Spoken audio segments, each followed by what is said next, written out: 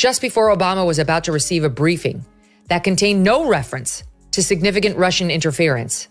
That briefing was called off, and a high-level meeting of White House security officials was convened, after which Obama himself tasked them with a new assessment that would lean toward a more aggressive conclusion. The critical job of divining Russia's motives would be given to the CIA and Brennan. Actually, the biggest attacker of the press in modern presidential history was Barack Obama, actually, who was extremely draconian. I never defended Barack Obama on that. And I was interested earlier. Piers, I never defended Barack Obama. I was interested earlier because you were talking about how Trump put people in cages and all this kind of thing. Do you know who deported the most people in American presidential history? Yes, Barack Obama, and I called him out for Do you know who also put lots of people in cages and separated families? Oh, that would be Obama. Do you know who? Megyn Kelly and Piers Morgan didn't just criticize Barack Obama. They dismantled the carefully polished myth he's been coasting on for years. Kelly approached it with surgical precision, dissecting his contradictions and exposing the cracks in his so-called flawless legacy, while Morgan's blunt jabs stripped away the glossy veneer, leaving nothing but raw mediocrity beneath. The cool persona, the lofty rhetoric, the carefully staged image, all of it collapsed under their combined fire. What emerged wasn't the transformative leader Obama claimed to be, but rather the ultimate salesman of illusions, exposed for the world to see. In that paragraph, in the letters that were given to you, it just said a paragraph about homosexuality. This has made a lot of news, but it turns out that he was writing to his then girlfriend, this is back in the younger years, about how he had repeated fantasies of having sex with men. Now, what do you make of this? It's like, is Barack Obama a gay man? Is he a bisexual man? You ever seen that video? No. Pull that video up, because it's one of my favorites. How many illegal immigrants did Barack Obama deport in his 8 years as president? Oh, I don't know. Have a guess. No clue. No clue. Interesting, right? You don't know. I mean, I know it was a lot, but I don't know the exact number. Have a guess. Oh, I don't know. The answer is over 3 million. He was known as deporter-in-chief by Mexicans. Yes, and that was more than Trump. Way more than Trump. He deported way more than any. If you are enjoying this video, don't forget to subscribe to the channel and hit the bell icon. Barack Obama spent years polishing his image into a flawless monument of calm composure, a carefully staged legacy wrapped in smooth speeches and glossy memoirs.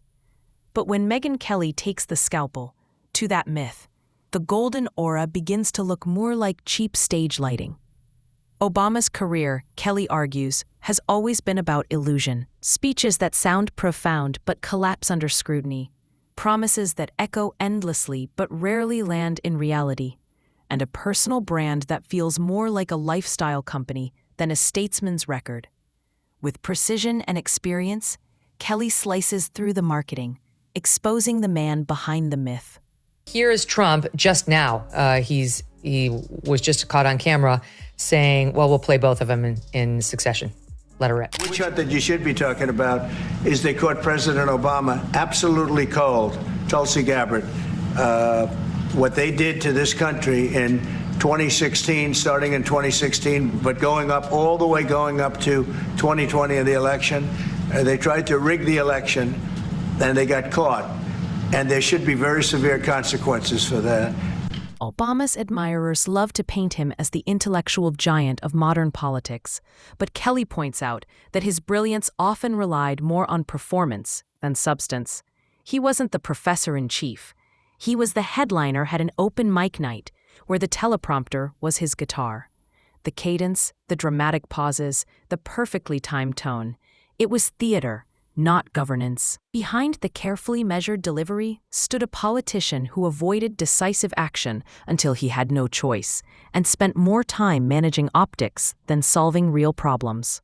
Right. Well, I mean, you can bet everything that if Trump had some letter in which he talked about repeatedly fantasizing about having sex with men, it would be everywhere.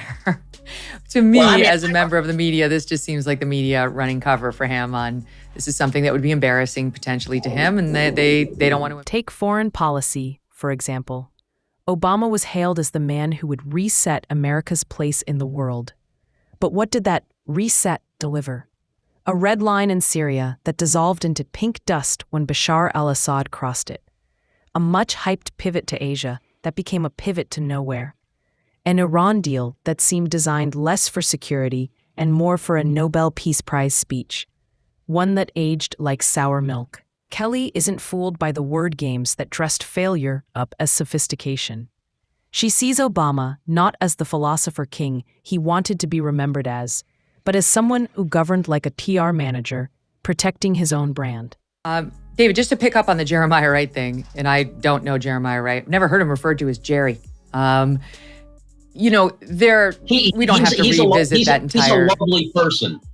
Okay, he may be lovely, but I remember the goddamn America, the chickens that come home to roost on 9/11. Not lovely, not at all. And the reason people thought he was anti-Semitic was he said the reason that President Obama had not spoken with him in a long time was, quote, this is from him directly, "Them Jews ain't gonna let him talk to me.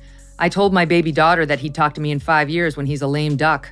What makes the roast sting even more is Kelly's sharp focus on Obama's hypocrisy, which he often cloaked in charisma. He condemned Wall Street's recklessness one day and filled his cabinet with Goldman Sachs alumni the next. He promised transparency, but ran one of the most aggressive crackdowns on whistleblowers in U.S. history. He denounced lobbyists publicly while letting them quietly shape his administration behind closed doors. It's the kind of duplicity that only looks elegant if you're viewing it through the soft focus lens of nostalgia. And Kelly rips that lens off, shining a harsh, fluorescent light on the record. Tablet interviewed Garrow, and boy, did it make headlines.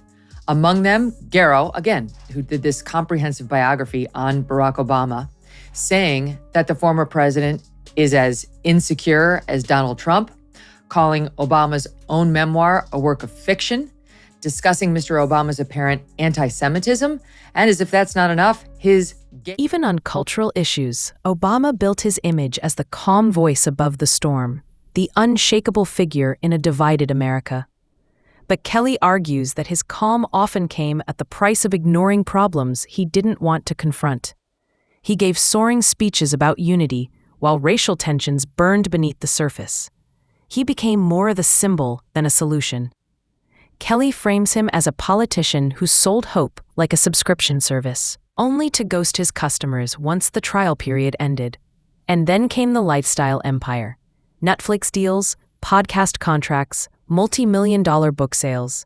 The man who once preached sacrifice now enjoys Hollywood perks with the enthusiasm of someone who never left the campaign trail. For Kelly, this isn't statesmanship, it's brand management.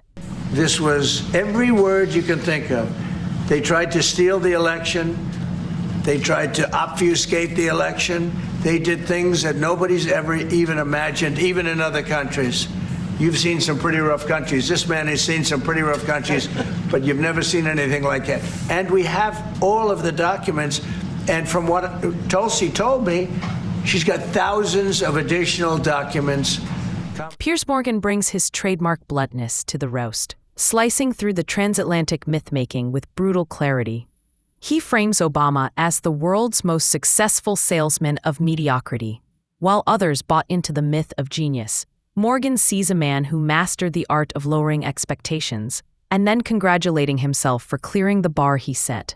His contribution sharpens Kelly's analysis. Obama wasn't a titan of policy, he was a master of marketing. Together, Kelly and Morgan dismantle the legacy from two different angles. Kelly with meticulous detail, and Morgan with sheer force. The coolness, the composure, the aura, it all starts to look fragile once you realize how often it masked indecision, missed opportunities, and self-promotion. Most bombs in a calendar year in American history. Oh, come on. President Barack Obama. Barack Obama, Yeah, right? Including drone programs and so on, right? Who got elected in 08-09 on shutting down Guantanamo Bay? Because as a former lawyer, he believed it was an illegal institution. President Barack Obama. Obama. What is still open today? Guantanamo Bay? Correct. Etc., etc., etc. I know that the general thing is Obama, angel, Trump, devil. But if you actually apply the scrutiny that we give Trump, put it this way, if Trump had deported 3 million people, you think you guys wouldn't know? When the discussion shifts to domestic policy, Morgan sharpens the knives even further.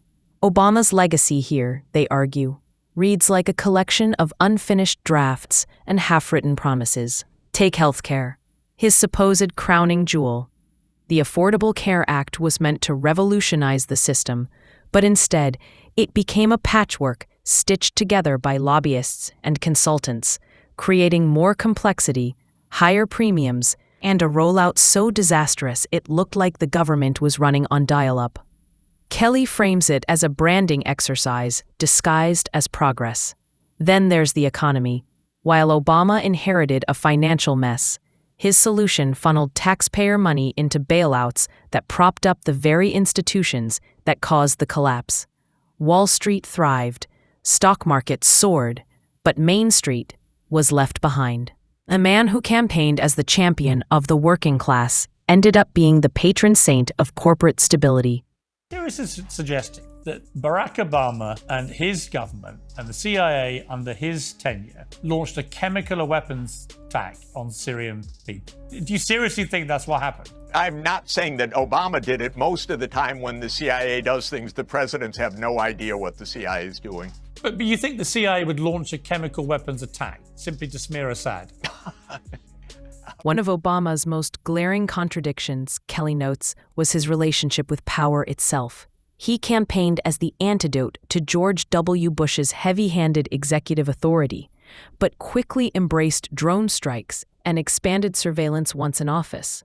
The man who promised to restore constitutional values normalized targeted killings without due process and built a surveillance state that would make Orwell raise an eyebrow. Kelly paints Obama as a leader more obsessed with controlling the narrative than delivering results. Every crisis became an opportunity for another soaring statement or carefully staged photo op, but speeches don't solve problems. The more he narrated his presidency, the more obvious it became that substance lagged far behind story. Hope and change weren't just slogans. They became commodities, mubs, posters, books, and merch. Obama, Kelly argues, wasn't just a president. He was a brand. More fuel on the fire that there's a potential, maybe a divorce or some sort of rockiness going on in the Obamas' relationship.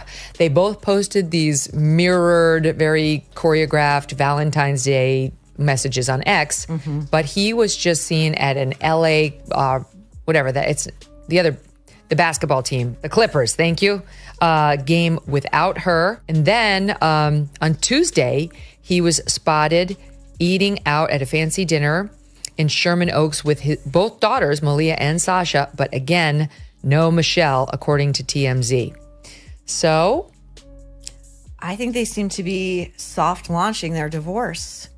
I mean, if it were the opposite and all of these rumors are flying, wouldn't they make a concerted effort to be seen together? Or just absolutely issue a statement and saying there's no truth to these rumors? Piers Morgan jumps back in here, mocking the way Obama's defenders still cling to his image like a cherished childhood toy. To Morgan, it's almost comical. Grown adults mistaking charm for competence, as if delivering smooth lines on camera is the same as fixing real-world problems. He compares it to applauding a weatherman for his delivery while the storm outside floods your house. Obama's charisma, Morgan argues, doesn't fill potholes, balance budgets, or strengthen foreign alliances. As a persona, Obama was untouchable. But as president, his record is full of missed opportunities, cosmetic victories, and calculated avoidance of tough fights. Morgan and Kelly agree. Obama seemed more concerned with how history would judge him than with what the present needed from him. Hang on, I'm finished yet. Do you know who dropped the most bombs in a calendar year? Oh, Barack Obama. Do you know who ran illegal drone programs that killed thousands of innocent people? Oh, so, Barack Obama. Do you know who actually campaigned in 08-09 to shut down Guantanamo Bay because as a former lawyer, he knew it was an illegal torture chamber? Oh, it's still open. So I'm afraid, Mehdi, your revisionism this is the problem, Piers. of Saint Barack against evil Donald doesn't quite... Kelly then zeroes in on Obama's post-presidency, using it to drive home her argument. Far from stepping back with humility, he and Michelle dove headfirst into a media empire, signing multi-million-dollar deals with Netflix, Spotify, and publishing giants. The man who once warned against excess now enjoys celebrity perks with the enthusiasm of someone who's finally cashing in on his campaign fame.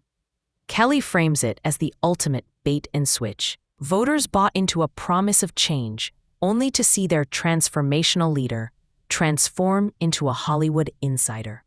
And despite stepping down, Obama hasn't left the stage. His influence lingers, his speeches resurface, and his shadow looms over Democratic politics. Kelly skewers the idea of him as the cool elder statesman, comparing him instead to the former high school quarterback who keeps showing up at alumni games, desperate to relive his glory days. Several things, Megyn.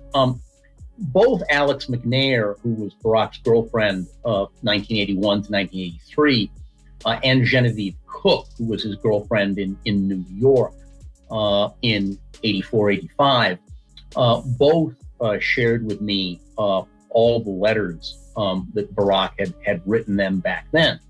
Barack was very much someone who was sending handwritten letters. The dismantling of Obama's myth isn't just about digging up facts. It's about the precision with which Megyn Kelly and Piers Morgan deliver them. They don't screen. They don't foam at the mouth. They methodically peel back the layers of narrative, exposing the carefully staged illusions beneath. Each contradiction, each half-kept promise, each photo op designed for legacy building gets laid out like an autopsy on a presidency that was never as alive as it claimed to be. Hope, change, transformation, all the slogans collapse when examined under their lens. What's left is not the image of a transformative leader, but the reality of a brand built on aspiration rather than achievement.